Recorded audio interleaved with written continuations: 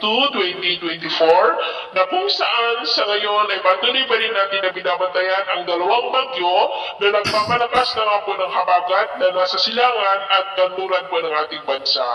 Si dating bagyong Potchoy ay tuluyan na nga po na naglandfall dito po sa may Hainan, southern part po ng China, habang si bagyong Karina naman ay kasalukuyan na nasa silangan na po ng Cagayan na lumakas na nga po at isa ng severe tropical storm na umaabot na po ang lakas ng hangin nito hanggang sa 110 kilometers per hour habang nasa layo po ngayon ng 345 kilometer east of Tugigaraw, Cagayan na patuloy po ang pagkilos pa northward paakyat sa bilis na 20 kilometers per hour. Maghapon po ngayon hanggang mamayang gabi ay posibleng nandyan pa rin sa silangang baybay ng Cagayan na magdudulot ng cloudy skies with isolated light to heavy rains dito po sa malaking bahagi ng Northern Luzon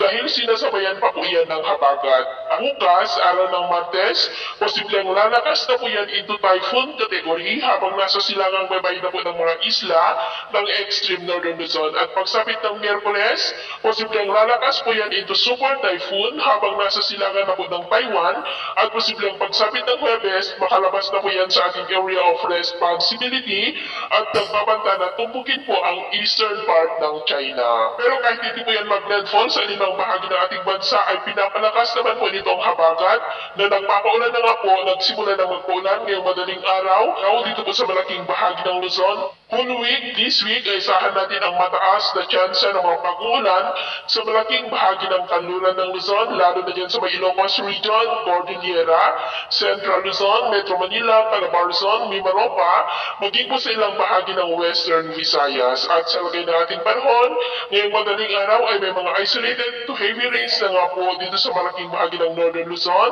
Central Luzon, Metro Manila, Calabarzon, Bicol Region, Mindoro Provinces, Iloilo, Southern Negros, Bohol, ilang bahagi ng Leyte, Samar, Surigao del Norte, Sulu Archipelago, Zamboanga Peninsula, Coronadal, Sarangani at Mati. At mamaya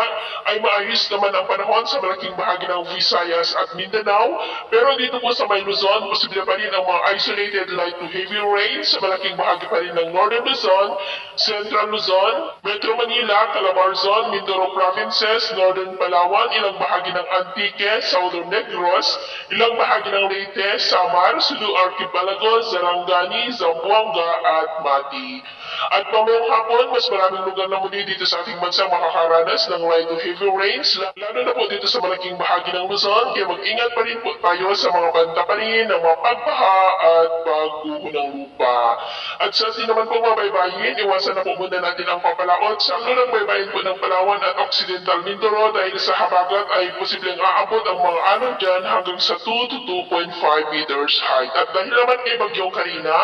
ay iwasan na muna natin ang papalaot sa mga seaboard po ng extreme Northern Luzon Islands, maging po sa seaboard ng Eastern Cagayan at Isabela dahil ang mga alon dyan ay posible pa rin na aabot hanggang po sa 2 to 3 meters height. Kaya hanggat maaari ay iwasan po muna natin ang papalaot din sa mga may kulay pula para mas makaiwas sa